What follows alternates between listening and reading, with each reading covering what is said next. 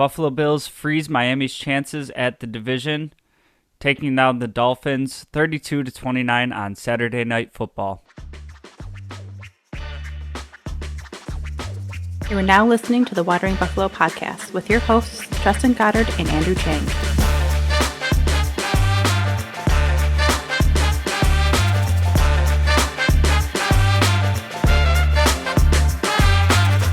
Bills Mafia, welcome into another episode of the Watering Buffalo podcast, a show on the Buffalo FAMBase podcast network. My name is Justin.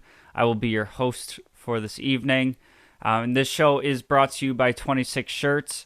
If you haven't done so already, go ahead and check them out. Fresh in, just dropped today. They got t-shirts based on this past week's game. You know, Is It Cold Enough For You shirts. Pretty awesome. They do great work in the community. Get some last-minute Christmas gifts. Help a company that's doing some great work in the community as well. We are also brought to you by BetStamp. Gambling is legalized in New York for sports betting, so if you're already doing it, check out BetStamp. It's basically your Trivago of gambling websites. They're going to help give you education, information, help you shop around your lines, so you're getting the best return for your investment on picks if you're doing it anyways. So check out BetStamp. We got to talk about this game against the Dolphins, and boy, was it a little bit too close for comfort at times, but I kind of love this win at this point in the season. And yes, there was points earlier in the season where we were just, dominating teams and just looking like this untouchable team. As we've gotten further into the season, we've seen the Bills win in different ways. And, is it always fun to be in those spots? No. As much as the next person, I enjoy the games where we're pretty much by like halftime and it's in the bag and we can kind of relax a little bit. But kind of the knock on this team over the last couple of years was, they lack this toughness. They lack the ability to win the close games. It's great when you're blowing teams out by 30, but you keep losing games that come down to 3 or 7 points. And that narrative for me has been kind of fully put to rest. And the reason I like seeing a gritty kind of win like this at this point of the season is this is what the playoffs look like, right? You don't see a ton of games where you're stomping the other team by 30 points or whatever. Everybody steps up their football to that next level when you get to the playoffs. And was it pretty yesterday? No, not necessarily. But they found different ways to get it done and different parts of the team stepping up to make contributions. One thing that hasn't changed for most of the season is our guy Josh Allen, who had an absolutely monstrous game, and feel terrible sitting here to still have any sort of criticism about Allen, but it wasn't a perfect game, but it was an amazing game. And we saw kind of later in the second half some of that Josh Allen magic that you don't see from really nearly anybody else in the league. Maybe a couple quarterbacks that can do similar things, but nobody quite like Josh Allen. And with that brand of Superman hero ball that we get from Josh Allen, comes a little bit nerve-wracking plays. Obviously, we see the fumble when he's stepping up in the pocket, kind of gets hit from behind. You'd like to see a little bit more awareness there, but I don't put that one fully on him. But what did start concerning me was kind of how loose he was getting with the ball as he's making these plays down the stretch. I know we had the one like quarterback sweep off to the left side, and he kind of puts the ball in his hand and holding it above his head while he's doing a swim move. And I had a number 2 in my trousers watching that happen. And then even like the 2-point conversion at it ends up counting. He ends up getting in. But just kind of the ball security at that point in the game, and the play call itself there, I didn't love. I mean, we have that quarterback sneak that we do with Dawson Knox pushing him up the middle. Some of the quarterback naked bootlegs that we do. There's a lot of plays that I'd rather see there than Josh Allen actually doing a Superman impression over the pile, but gets it done, gets the 2 points there, and I mean honestly, that's really my only thing I can say about Josh in this game. Outside those couple plays where he's really putting the team on his back, giving me some mini heart attacks. Great day for him. 25 for 40, 304 yards, 4 touchdown passes, obviously the 2-point conversion, and then again, leading running back on the team as well. Adds 10 carries for 77 yards. Had that one beautiful run where he's rumbling down the sideline. And when those plays get introduced, it frustrates the defense. And how often do we see, a late hit penalty as he's going out of bounds? Because you did all this work chasing down a quarterback. You want to get your shot on him. And don't like seeing him take shots, but that's, yards that we get added onto so many plays just by his ability to make those plays. Offensive line, I feel like we had some mixed results here. Obviously, we're continuing to deal with some health issues. Ryan Bates was dealing with an injury. Then we see Mitch Morse go out. He was diagnosed with a concussion, which is super concerning. We all know the story on Mitch Morse at this point. The documented concussions that he's had, how scary those injuries can become, especially when you add a bunch of them together.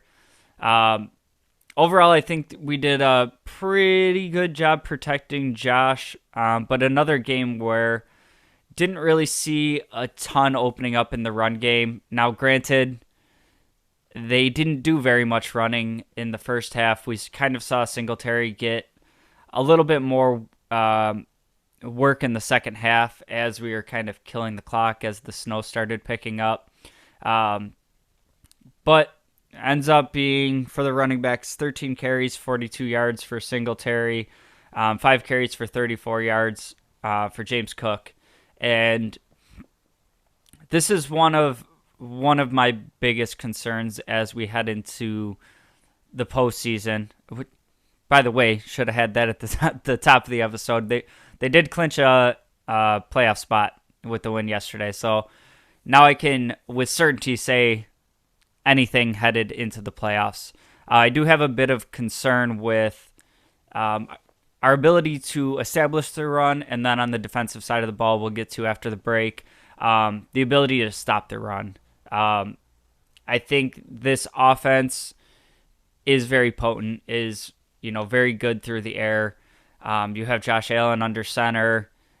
Even in these close games, you can win them throwing, kind of be unconventional. You can come back in the fourth quarter and you can make points appear out of nowhere.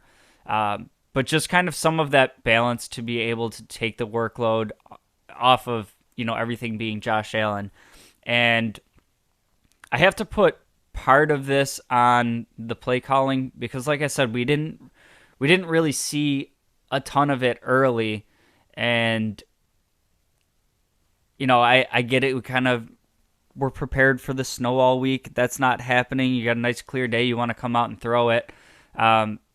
But just kind of establishing the run game early to kind of set up the pass and take some of the weight off of the receivers and Josh Allen and kind of make the linebackers and the secondary, pause that extra second to look into the backfield. You can do as much play action as you want, as much RPO as you want. It's still going to have some effect. But if you're able to establish, 3-4 yards a carry, it's just going to boost that exponentially. So I would really like to see the running game get going a little bit more, especially when we get into games like this where we see the second half and Miami's kind of selling out to stop the run, and we're seeing some success from Singletary. It's just something I kind of want to see sprinkled in earlier in the game. Not necessarily a ton more. I mean, we end up with 18 carries between the two running backs. I personally would like to see that, somewhere between 20 and 25 carries. Have Josh somewhere around 30 pass attempts, knowing that he's going to run it 5-10 times himself. Kind of balance it out that way. I understand it's not, just a math equation going into the game. You got to kind of feel out how it's going. But just the way it started, the running backs weren't getting a ton of opportunities. Something I did really like from this game was something that we've kind of been talking about for a few weeks, and we've kind of seen it start ratcheting up, was Dawson Knox having a monster game. So he ends up with 6 catches on 8 targets for 98 yards and a touchdown. And granted, the 2 targets that ended up being incompletions were both very catchable balls. One of them went right between his hands. Second one being, good defense. The ball does end up in his chest and he doesn't complete it. But still, a guy that we've really been kind of talking about on this episode, why'd you pay all this money if you're not going to use him in the passing game? And a lot of this season wasn't even Knox drops or Knox not getting, whatever the case is, he wasn't really having the ball thrown his way. So hard to really do anything if you're not getting the targets. But he ends up having a monster day and kind of shows why he's the kind of mismatch nightmare that you're looking at for, cornerbacks, safeties, linebackers. He can really match up against anybody pretty well. And we saw a lot of the 2x2 sets, which I really liked in this game. 2 receivers on one side and then a running back and Knox flexed out to the side. Really putting the players in conflict there. Knox has the speed and the athleticism to beat a lot of linebackers. He's got the size to kind of bully a cornerback if one ends up on him. And for me, this is the layer of the offense that I've been looking for the entire year. We never brought in that veteran receiver that we've seen so much. We saw it with, John Brown originally, Emmanuel Sanders. I guess maybe it was supposed to be Crowder this year. Obviously, we never really got to see that pan out. But kind of promoting Gabe Davis and Isaiah McKenzie, everybody kind of taking a notch up. I kind of figured that behind Diggs, kind of like a two-way between Gabe Davis and Knox, that he was going to have a lot more contributions this year. And over the last couple weeks, we've really seen him kind of ratcheting up and having big games. So that's something that's very encouraging and exciting for me headed into the playoffs. Now when teams are watching film, maybe they start focusing on Dawson Knox more. Boom, that frees up opportunities for Davis, Beasley in the fold, lots of options that can get freed up as you get the other guys involved. Diggs had another quieter game. Still a pretty good game overall. 5 catches on 9 targets for 60 yards. And the only thing I'll say here is it's like a mild concern I have. Seeing over the last couple weeks, Diggs kind of getting frustrated on the sideline, calling to get the ball more. There's going to be games where, yes, you want to get the ball into, I think he's top 3 in the league right now, wide receiver. Yes, you always want him to be a heavy focus of your game plan. But there's going to be weeks in this league where the opposing team is doing everything they can to take you out of the game and dare you to beat you with some of these other weapons. And in a game like that where we kind of had to spread the ball around a little bit to get this one done. I'm not really upset with 5 catches for 60 yards. That's still a good contribution to what we accomplished today. I mean, you look at it, it's still a fifth of the passing offense still went through Diggs. And I think we're going to see some of that going forward, especially as we work into the playoffs, of teams wanting to take away your most dangerous weapon, and that's Diggs. And if we're able to kind of capitalize on the fact that they want to eliminate Diggs from the game plan and have other people step up and get the win, that's just how it's going to go some weeks. So I know he's a top flight receiver. I know he wants the ball, and I quite frankly want him to have the ball. He's an amazing talent. I just, seeing what happened in Minnesota, I don't want this to become, a regular thing where, now Josh Allen is feeling like he's got to force targets to him when other people are open, something like that. And honestly, those two are best buddies. They're going to talk about it when they watch film. Diggs is going to say, I was open here. Yeah, man, I missed you. And I think it'll all be fine. Just something I'm keeping an eye on. It does give me a little pause seeing that. But anyways, the rest of the receiving contributions, and this is something how I really like how it's spread out the rest of the way down. We had Gabe Davis involved with 4 catches, 56 yards. Singletary had 3 catches, 28 yards. McKenzie, we'll call it 2 catches, but that third one with his knee down, they challenged it, and the incomplete call on the field was upheld. That's a third one. McKenzie, it means nothing. You have a third reception in my stat book. And then we saw some people that we don't see very often sprinkled in, making giant contributions. And that was Quentin Morris had 1 catch for a 14-yard touchdown.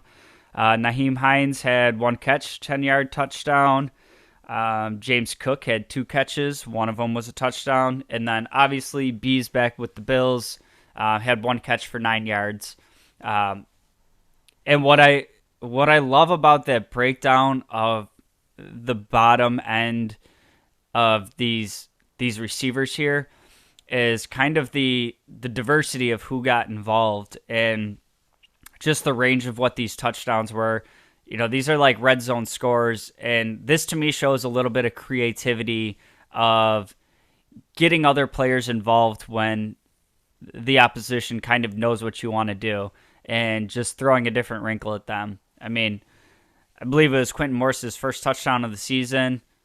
I didn't have that on my bingo card. Nyheim Hines, sure, I could have expected him to get a catch out of the backfield, but obviously not, right there at the top of players you're expecting to get the ball in the red zone. And then the James Cook touchdown. We got to talk about that one quick, and then we'll go to break. That play right before the half to James Cook was like the embodiment of what it feels like watching Josh Allen play quarterback. You're looking at it, and you're thinking, quarterback run is probably off the table. It might take too much time. We got 8 seconds left. We do have 1 timeout, but we got to make sure we get that down, make sure we at least get this field goal before half. But ideally, you're doing a quick throw to the end zone. If you get it, you get it. If not, ball's going out of the end zone, thrown away, whatever. You're still lining up for that chip shot field goal at least, getting the ball back in the second half, and hopefully you double dip. We see Josh Allen take that whole idea and just throw it out the window. And I don't know about anybody out there listening, but me watching that play was like, okay, get rid of the ball, get rid of the ball, get rid of the ball. Nothing's there. It's gonna be an interception, or the clock's gonna run out on an incomplete pass, and we're not gonna get the field goal. And this one was very similar to the Gabe Davis touchdown a couple weeks back, where he's just able to hold on to it just long enough.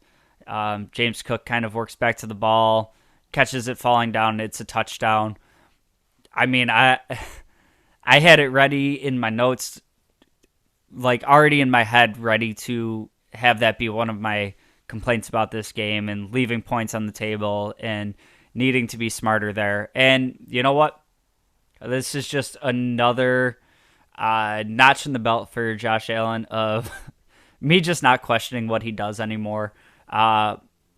Even if that ends up being the clock expiring, I got to have some faith in him that he's going to get those points back. I mean, he's made incredible plays like this so often that who am I to question what he's doing out there?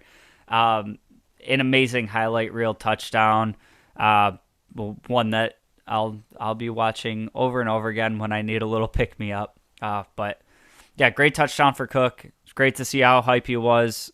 Great play going into the half, and that's where we'll leave it on the offensive side of the ball. Stick around. When we come back, we'll talk a little bit about the defense.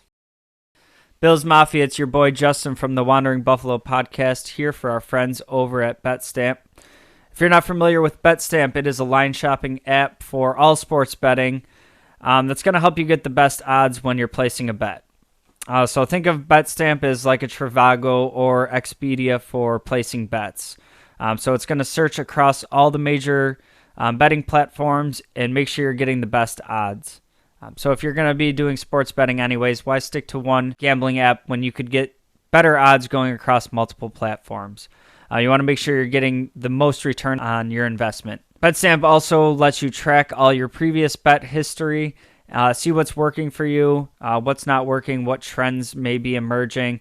Make sure that you're making the most educated bets you can going forward. Check out BetStamp today and start cashing in on your bets tomorrow. Hey, this is Brother Bill.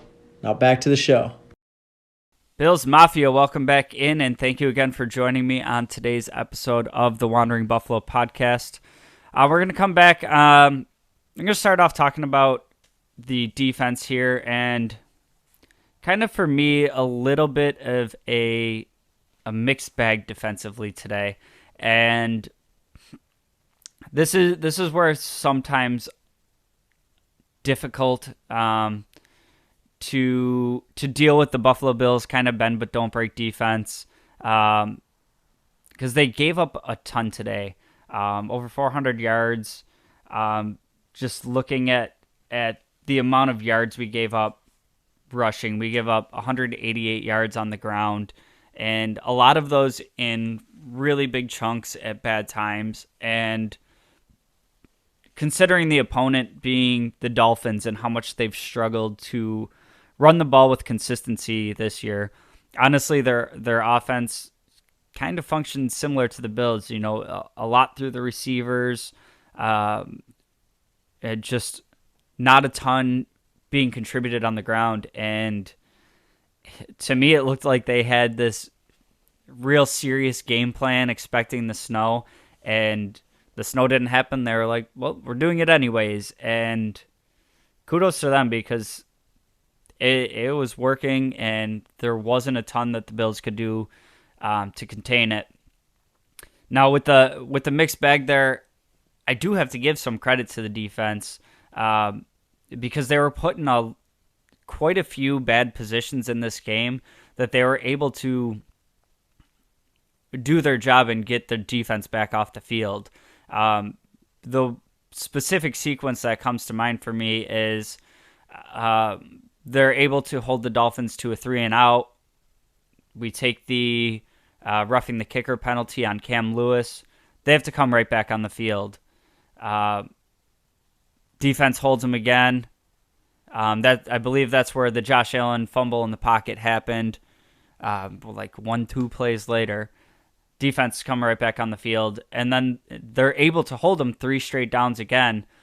End up giving up a field goal on that position, but they didn't really sacrifice any yardage.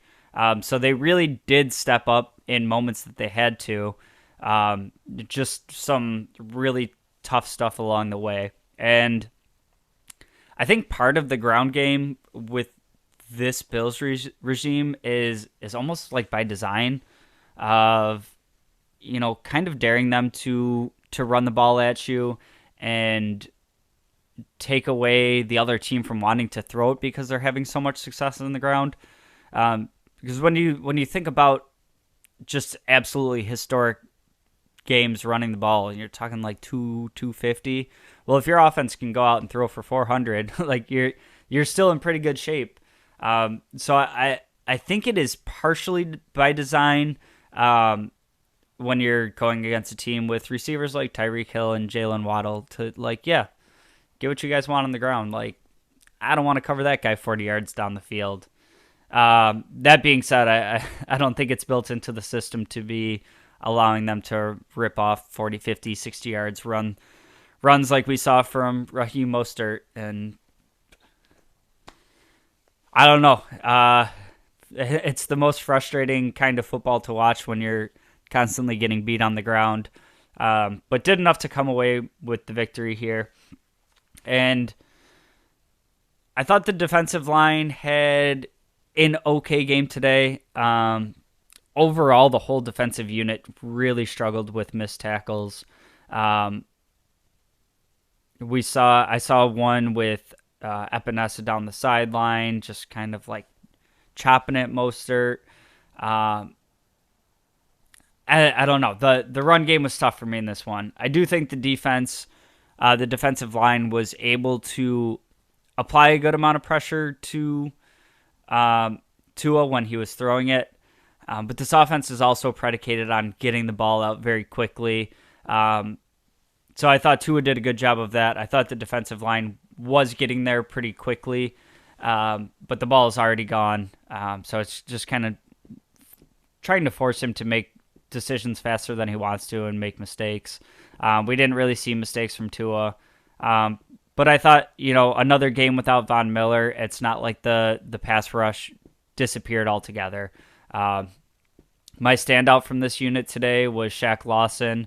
And, when we brought him back this offseason, I wasn't expecting a ton of contributions from Shaq Lawson.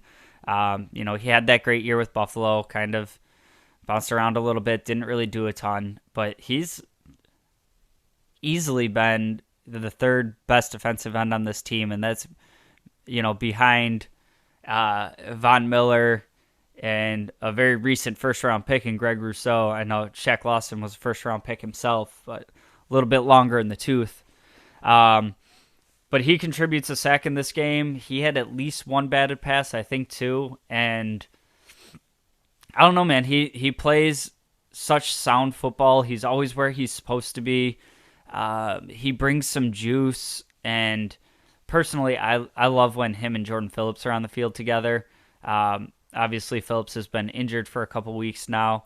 But bringing those two back and the juice they bring together and just the contributions, same thing with Phillips. I wasn't expecting a ton with him coming back, and he's made a lot of contributions as well. So Shaq Lawson, my player to note there. The linebackers I thought had just like an okay day.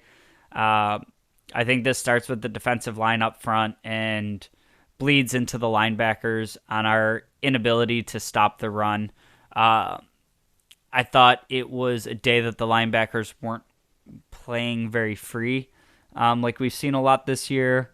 And then just like some missteps along the way. The one that really stands out in my mind, I can't even hold it against the guy because you never see it happen from Milano.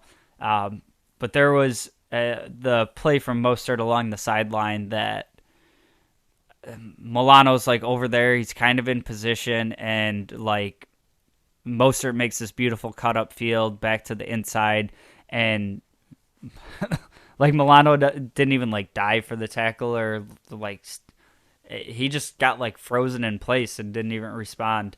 Like I said, Milano's been one of the heart and soul players of not only this defense but this team.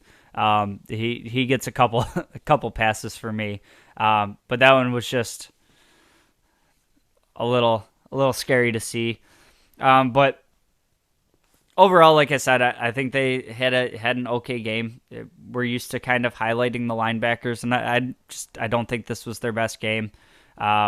It's not something I'm panicking over.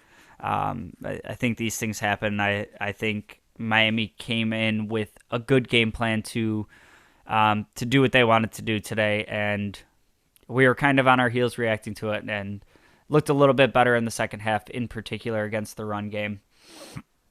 The secondary as a whole, if you take out the one Jalen Waddle, like 65 whatever yard touchdown that was, I would say overall I was pretty pleased with this group. You would have had Tua somewhere hanging out under 200 yards for the day. And, this is a very kind of prolific passing game this year. They do a lot of it with, quick hits and yards after catch from, these elite speed receivers, like elite. So overall, being that we're not a team with a ton of speed in the secondary, overall pretty pleased with how they were able to control this passing game. Kyer Elam was out there kind of split reps with Dane Jackson, which was encouraging to see. We obviously haven't seen him in a couple weeks, and I do think this is a game where he was kind of called upon more matchup specific because of the speed that they operate with, being able to hang with these receivers. But in his work out there, again, overall pretty pleased with what we saw. I haven't really had many moments this year where I thought Kyer Elam looked like he was like super out of his element. So I think it comes down to kind of the coaching staff knowing exactly what they want their cornerbacks to do in the zone that they run, and maybe he's not 100% of the way there yet. Maybe it's kind of trusting the veterans. We've seen that a ton with this team, where even if players are higher draft picks, they kind of wait in the pecking order to get their chance because the team trusts the veterans. We saw this down the stretch in the game against the Dolphins, where kind of when we're in the point where we're trying to run the ball to kill some clock, you don't see James Cook getting the touches there. You see it with Singletary, and who knows if Singletary will be around next year. James Cook appears to be kind of lining up to take on a bigger role next year. But when the game's kind of in the balance and when the game's in the balance and they're just trying to crush a little clock or kind of get the defense back off the field, we see it time and time again. This coaching staff is leaning on the veterans they trust, and I think that's part of it right now. And wrap it up here and do a little combo effort. This was the Ken Dorsey tablet player of the game, and this one kind of hurts me to give it to the guy. I've been talking a lot on this podcast about how nicely he's filled in for Micah Hyde, and how he's not quite the same level as Hyde, but there's not a ton of instances where you really notice him hurting the team. And that player for me this week was Damar Hamlin. There's just quite a few missed tackles out there today. There's a few plays where it's just bad angles taken. The Jalen Waddle touchdown, he just takes too long to react, gets blown right by. I mean, that's a tough assignment for most players in the league, but he got absolutely just ran past on that. And then the Tyreek Hill touchdown, he's kind of coming in to make the play in the end zone, and it looks like he kind of just like miscalculated where the ball was going to end up and kind of ran back towards the field of play a little bit too much, if that makes sense. Who knows? Maybe this is a little bit of a product of him getting flagged. I think it was against the Chiefs for, the quote unquote hit on a defenseless receiver. But to me, that looked like a play where Tyreek Hill should have been having to catch that ball while dealing with a hit, and Hamlin just doesn't take the right angle to get there. Like I said, same thing here, not like a full-fledged panic button. It's just something we got so used to Micah Hyde playing at such a high level that, things like that happening, just not used to it. The Wandering Buffalo player of the game, this could have easily gone to a few people. Could have easily been Josh Allen. Try to spread the love around because it could easily be Josh Allen on most weeks. But this one's going to go to Dawson Knox. Talked a lot about him in the beginning of the show. Just a great game for him out there. Great to see him moving with the ball after he catches it, never going down on the first contact, and showing, for the most part, some pretty sure hands out there. Like I said, 98 yards and a touchdown. Kind of that big game that I've been waiting for from Dawson Knox. So hopefully we see a lot more of that going forward. But overall, I think this ended up being kind of like a really fun Buffalo game in ways that we didn't expect. Like I said, the weather all week was calling for this snowstorm to be going on throughout the game, and what's it going to look like? Are they going to be playing in a foot of snow? And then, the whole broadcast is like, you can see the green on the turf just fine. Nothing's going on. There's no weather. It's just cold. And then it kind of felt to me like some sort of sports movie. It was like right when the game was in the balance, the snow starts falling sideways. It comes down to a game-winning kick. Shout out Tyler Bass for hitting that game-winning kick. He also could have been the player of the game. But just seeing like the players having to clear out the spot for Bass to kick it from, everybody getting involved there. Just a game that felt like a pretty normal game for how much we were talking about playing this game in the weather, and this being, the Bills' home field advantage of the Dolphins have to come play in the snow and have these players seen snow before, and the weather just kind of holds off for like 90% of the game, and then just right towards the end of the game, you see the snow start falling. I don't know about any of you that were watching the game, but I was feeling pretty, heart in my chest or in my throat for a good part of the second half, and then I see the snow start kind of falling sideways, and it just kind of eased back down. I was like, yep, this is Buffalo football. This is the weather that we expected them to have to deal with in this game, and they're going to have to deal with it for the rest of it, and the Bills end up coming out on top. So obviously that was a huge game for us, giving Miami another division loss, really kind of solidifying our chances at winning the division. And another step towards maintaining that 1 seed.